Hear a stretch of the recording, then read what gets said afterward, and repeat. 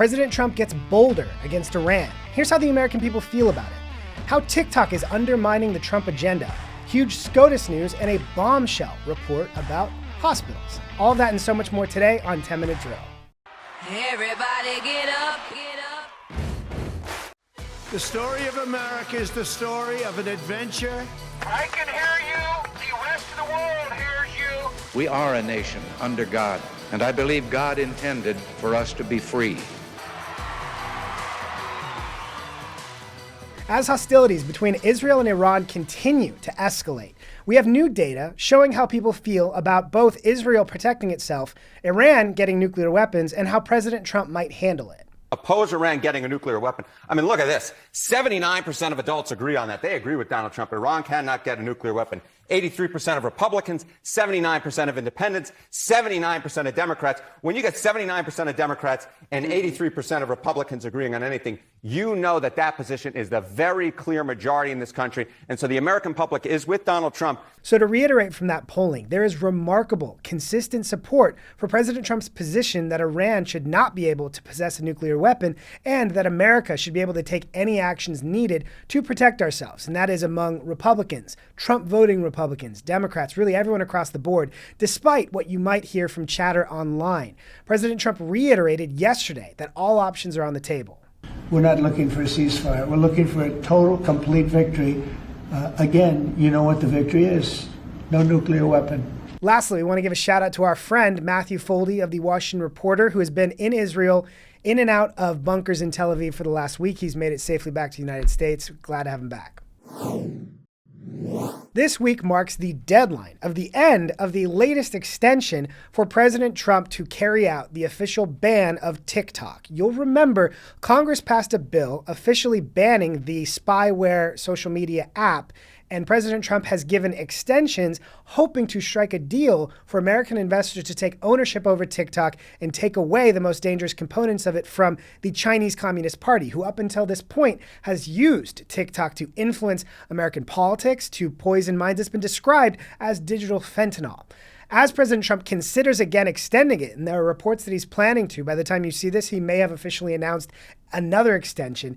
Here are some reasons that experts are now warning that President Trump should actually let that ban go into effect. First, there are new reports that TikTok has become a primary vector of spreading information about ICE and about President Trump's efforts to deport dangerous criminal illegal immigrants. TikTok users have actually used live stream videos to thwart raids, and TikTok users have gotten together to create maps helping illegal immigrant groups evade ICE in their enforcement efforts, including some of those most dangerous criminal illegal immigrants.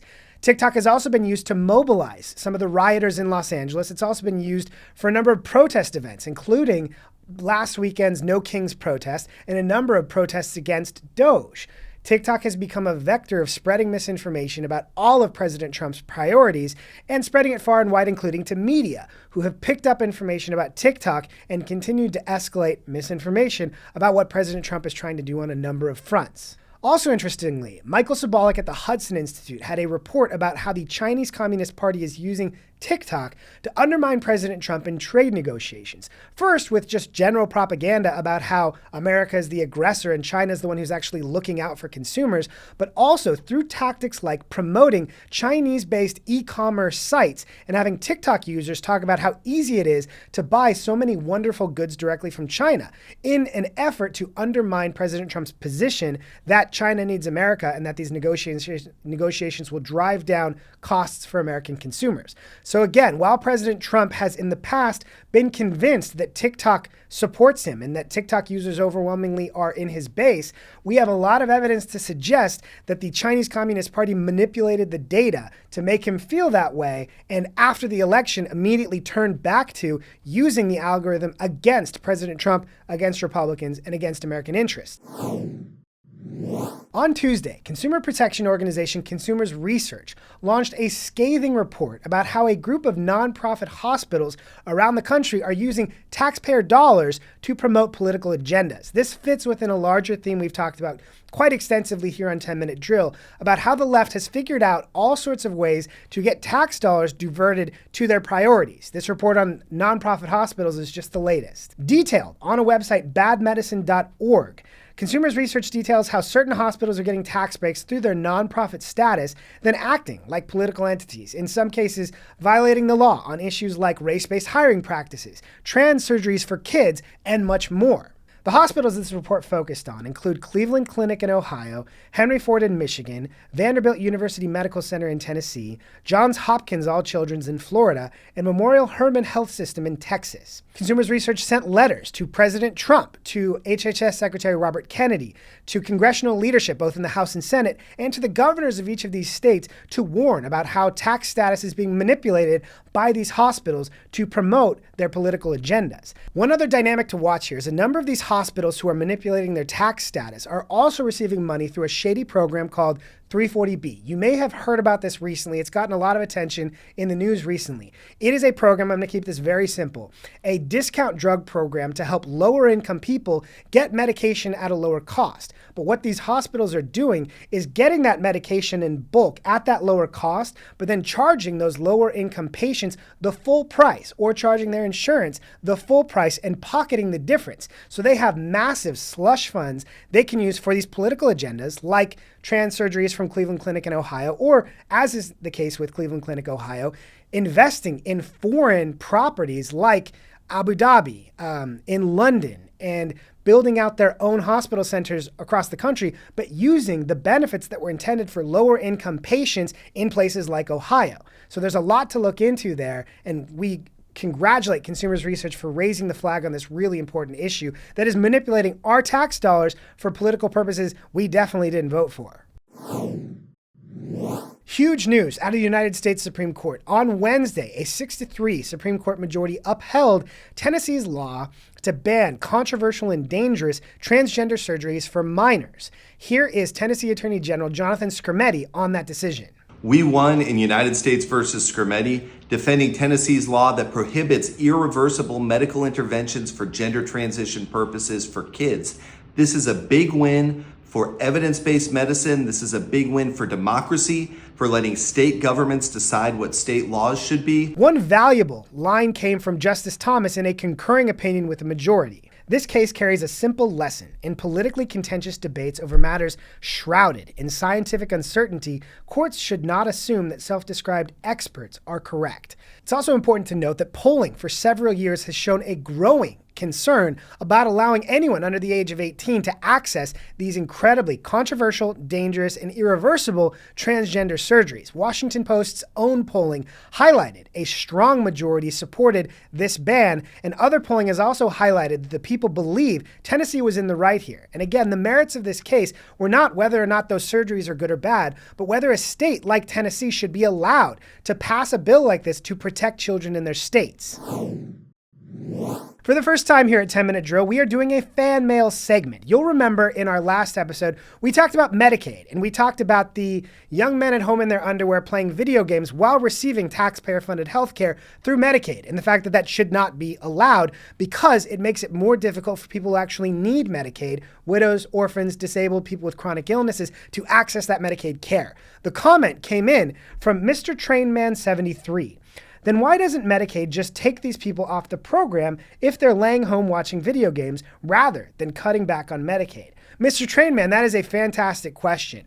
Taking people off of Medicaid is exactly what Republicans are proposing with these work requirements and with the resources to allow states to determine whether or not people are meeting those eligibility requirements. What Democrats are referring to as Medicaid cuts are in fact those eligibility checks. So when you hear someone say Medicaid cuts, you would think they're just chopping off large amounts of funding. That's not the case at all. They are doing eligibility cuts to reduce fraud, waste, and abuse in the program that will save the program money and allow more people to access Medicaid who, again, actually need it. But again, overall, the cost of Medicaid will continue to go up year over year. It will just be going more to the people who actually need it. So again, thank you, Mr. Trainman73, for your great comment.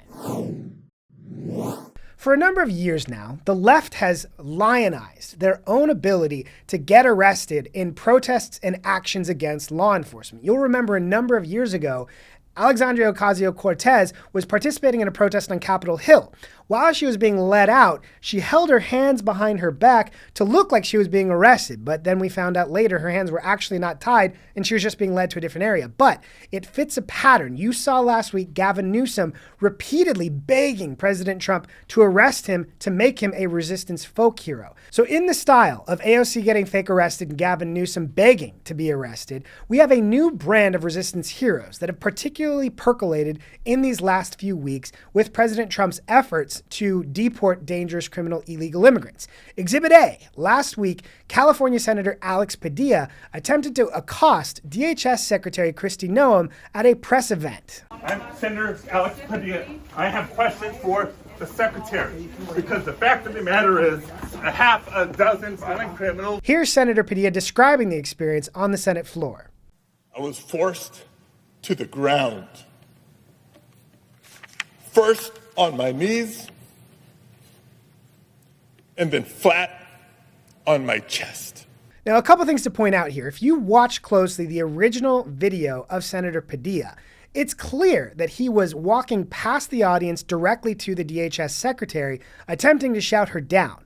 Now, her security detail is acting exactly how you would expect when someone is accosting the principal and they have no idea who it is. Senator Padilla is not well known. He has not passed legislation. He was appointed to his seat, so he does not have a lot of name recognition like other senators. He also was dressed in street clothes. DHS said later they had no idea who he was as he was shouting at the DHS secretary and attempting to get to her. Here's CNN giving a little bit more color on that. But from a law enforcement perspective, this was neither the fault nor the responsibility of DHS Secretary Noem. She's in the middle of a press conference. There's someone who interrupts and then makes it clear by his movements that he is not going to comply. He's taken out. But again, if you watch that video closely, you'll see that as Senator Padilla approaches, a staffer is videotaping, hoping to create a viral moment out of this situation. But again, this is inviting more and more of these types of dangerous actions of trying to stop ICE agents from carrying out their work and trying to accost government officials. The other exhibit that we wanted to talk about was New York City Comptroller Brad Lander. You'll see here that ICE is attempting to carry out an arrest for an illegal immigrant. And Lander is not only asking them for a warrant, but he's putting his hands on the ICE agents attempting to stop them. Here's him being released from his very, very short stay in custody. And here's New York Governor Kathy Hochul celebrating his release, treating him as if he was some new brave hero, not somebody attempting to help dangerous criminal illegal immigrants evade deportation against the will of over 90% of American voters. These efforts to try and lionize these people for very simple things and act like they're civil rights heroes is cringe, it's corny, and I think we've all had enough of it, in particular because it is inciting more violence and more challenges to the law enforcement officials who are simply trying to do their jobs and make our cities safer. That is all the time we have for today. Thank you so much for joining us on 10 Minute Drill. Please subscribe, tell your friends. Thanks again.